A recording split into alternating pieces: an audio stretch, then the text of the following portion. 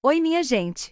E vou iniciando mais um vídeo. Agora vou falar sobre história e ensino médio. Assunto é Alexandre o Grande. Alexandre III, conhecido como Alexandre o Grande, filho de Filipe II da Macedônia, foi responsável por formar um grandioso império e derrotar os persas em cerca de 12 anos. Alexandre III da Macedônia, também conhecido como Alexandre o Grande, foi o rei do Império da Macedônia entre 336 a.C.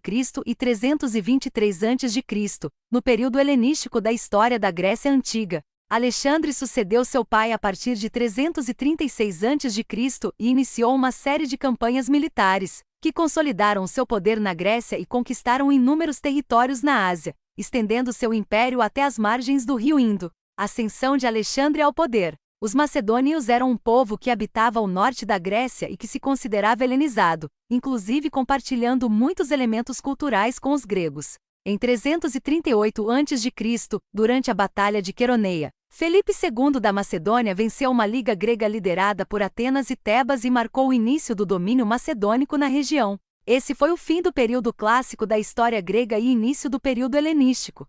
Felipe II tinha planos de organizar um grande exército, composto de macedônios e gregos, para iniciar uma campanha de conquista dos territórios do Império Persa e derrotar o rei Dário III. Seu projeto era visto com desconfiança por muitos gregos, sobretudo pelos atenienses. Em 336 a.C., o plano de Felipe II foi colocado em xeque após ele ser assassinado por seu guarda-costas Pausânias. O assassinato de Felipe II, segundo os historiadores, pode ter acontecido por questão pessoal e passional envolvendo ele e Pausânias, como pode ter sido também parte de uma conspiração dos inimigos do rei visando assassinar tanto Felipe quanto Alexandre, seu filho e sucessor. Com o assassinato de Felipe II, Alexandre assumiu o trono macedônio aos 20 anos. O assassinato de Felipe em 336 a.C. desencadeou uma forte crise na Macedônia, e Alexandre teve de assumir posturas enérgicas para reafirmar seu poder sobre a região. Primeiramente, Alexandre precisou impor-se contra usurpadores que tentavam tomar seu trono, seu primo Amintas e os príncipes da família que controlavam uma região chamada Lincestida. As ações de Alexandre foram eficazes, e Amintas e os príncipes da Lincestida foram executados a mando do rei macedônio. Além disso, povos sob domínio da Macedônia, com destaque para os ilírios, aproveitaram-se da instabilidade do poder e atacaram os macedônios. Alexandre rapidamente contornou essas rebeliões. Por fim, um boato sobre a sua morte em batalha contra os ilírios fez com que a cidade de Tebas se rebelasse contra os macedônios. Alexandre reconquistou-a, esmagou a rebelião e ofereceu o saque da cidade aos seus soldados como punição aos tebanos. Após consolidar seu poder na Macedônia e na Grécia, Alexandre formou um grande exército composto por gregos, macedônios e outros povos conquistados, como os tribalos e peonios, e iniciou a campanha de conquista da Ásia, dominada pelos persas desde 334 a.C. Na Macedônia, deixou Antípatro como governante de confiança. Campanha de conquista da Pérsia. Alexandre chegou à Ásia Menor no começo de 334 a.C., acompanhado de aproximadamente 50.000 soldados.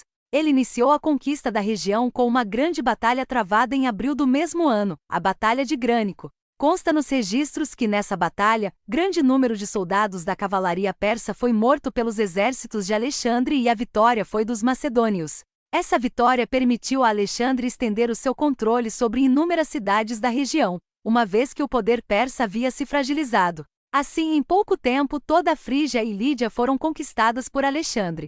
Um último foco de resistência persa concentrou-se em Halicarnasso e também foi derrotado. Com as conquistas, Alexandre transformou essas cidades de origem grega em polis democráticas. Com a Ásia Menor conquistada, Alexandre partiu com seus exércitos na direção da Síria em 333 a.C.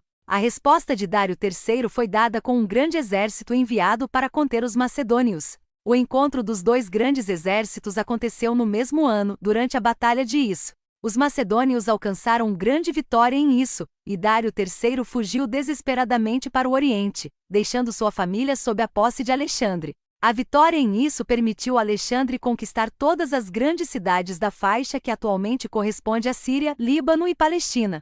A única cidade da região que não se submeteu aos macedônios foi Tiro, que impôs resistência e obrigou os macedônios a realizarem um cerco de 8 meses para conquistá-la. Como punição, Alexandre autorizou a pilhagem da cidade e a escravização de seus cidadãos em 332 a.C. Após a conquista de Tiro, Alexandre partiu rumo ao Egito, local onde foi bem recebido. A estadia de Alexandre no Egito deixou como legado a fundação da cidade de Alexandria em 331 a.C. A fundação dessa cidade tinha um papel militar estratégico para garantir o controle do mar Mediterrâneo e Egeu pela frota naval dos macedônios. Em 330 a.C., Alexandre marchou novamente ao encontro de Dário. Morte de Dário. Os exércitos do Alexandre marcharam na direção do vale do rio Tigre, ao encontro das forças de Dário III. O rei persa havia novamente organizado um grande exército que se encontrou com os macedônios na Batalha de Gaugamela em 330 a.C. Os registros desse confronto contam da habilidade estratégica de Alexandre em superar as dificuldades no campo de batalha, e Dário novamente foi derrotado. Com a vitória em Gaugamela, Alexandre conquistou as mais importantes cidades persas, Susa e Persépolis. As novas conquistas renderam ao rei macedônio grandes somas de dinheiro, obtidas dos cofres reais dos persas. Acerca disso, o historiador Claude Mosse narra: a tomada das capitais reais tinha posto nas mãos do macedônio grandes quantidades de metal precioso. As fontes falam de 40.000 talentos de ouro e prata não fundidos em Susa, Diodoro 1766, aos quais se acrescentaram 9.000 talentos em moedas de ouro, dárico. A tomada de Persépolis permitiu a Alexandre apossar-se de um tesouro avaliado em 120.000 talentos. Depois disso, Alexandre iniciou uma caçada para capturar Dário, porém um usurpador chamado Besso, sátrapa da Bactriana, assassinou Dário III. O último rei persa foi, portanto, morto em 330. Alexandre lidou, então, com dois usurpadores em sequência, Besso e Espitâmenes. Ambos foram derrotados, o que consolidou o poder de Alexandre sobre a Pérsia. Campanha indiana e a morte de Alexandre. A última fase das conquistas de Alexandre aconteceu na Índia. Alexandre tentou impor seu domínio sobre os reinos que existiam na região além do rio Indo e encontrou as batalhas mais difíceis de sua trajetória entre 326 a.C. e 325 a.C. Ele travou e venceu uma grande e sangrenta batalha contra Poro, rei dos Pauravas, e pôs fim à sua campanha após seus soldados informarem-no o desejo de não continuar com os avanços. Com isso, Alexandre retornou para a Babilônia, onde permaneceu entre 324 a.C. e 323 a.C. Durante sua estadia nessa cidade, ele passou a planejar a campanha de conquista da Península Arábica. Os planos de Alexandre foram interrompidos após ele contrair uma febre fulminante, que o levou a falecer poucos dias depois, em junho de 323 a.C. Não se sabe ao certo as causas da morte de Alexandre, mas, atualmente, especula-se que ele possa ter morrido em decorrência de febre tifoide ou malária. A hipótese de envenenamento não é muito aceita pelos historiadores. A morte de Alexandre levou a uma crise sucessória, uma vez que não havia um herdeiro estabelecido, sua esposa Roxana estava grávida. Iniciou-se então uma disputa pelo poder entre os generais de Alexandre, o que provocou a fragmentação do Império Macedônio. Mosse Claude. Alexandre o Grande. São Paulo, Estação Liberdade, 2004, p. 35.